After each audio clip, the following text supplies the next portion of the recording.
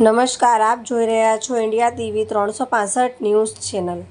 માંડવી નગરમાં તાપી મૈયાના રમણીય તટે આદ્યશક્તિ માના નવલી નવરાત્રિ કેસરિયા નવરાત્રિનું સુંદર આયોજન કરવામાં આવ્યું હતું, જેની સ્થાપના બપોરના 12 કલાકે સાંસદ પ્રભુભાઈ વસાવા, પન્નાબેન વસાવા, મિહિરભાઈ વસાવા તેમજ કેસરિયા ગરબા ગ્રુપ દ્વારા કળશની સ્થાપના કરવામાં આવી હતી।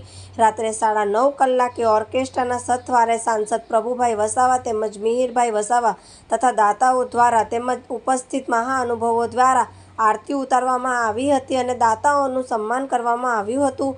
ઓર્કેસ્ટ્રાના સથવારે ખેલૈયાઓ ગરબાના તાલે ઝૂમી ઉઠ્યા હતા। નવલી નવરાત્રિની મિહિરભાઈ વસાવાએ સૌને આદ્યશક્તિ અંબે માના નવલી નવરાત્રિ પર્વની શુભકામના પાઠવી હતી અને સર્વે ખેલૈયાઓ માટે નવરાત્રિ દરમિયાન પ્રોત્સાહિત ઇનામ રાખેલ છે, જેથી તમામ ખેલૈયાઓએ સુંદર રીતે ગરબે ઝૂમી ઇનામ મેળવી એવી આશા વ્યક્ત કરી હતી। જોતા રહો ઇન્ડિયા ટીવી 365 ન્યૂઝ ચેનલ।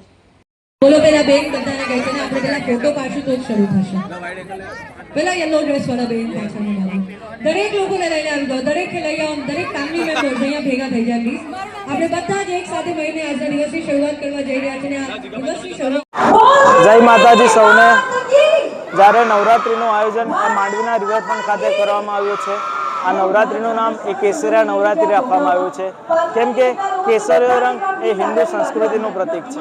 તો આ નવરાત્રિનો તહેવાર જે આપણા ગુજરાતીની ઓળખ કહેવાય છે, એવો નવરાત્રિનો તહેવાર એ સૌપ્રથમવાર માંડવીમાં આટલા મોટા પાયે થવા જઈ રહ્યો છે। તો આ તહેવારમાં દરેક લોકો માટે, નગરના લોકો માટે, તાલુકાના લોકો માટે, જિલ્લાના લોકો માટે અને તમામ ધર્મપ્રેમીઓ માટે માતાજીના દ્વાર એ ખુલ્લા રાખ્યા છે।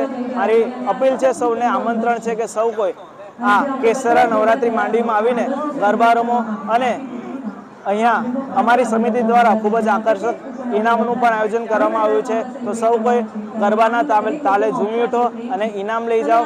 અને બસ સૌને મારી આટલી જ વિનંતી છે। નવરાત્રિની સૌને હાર્દિક શુભકામનાઓ।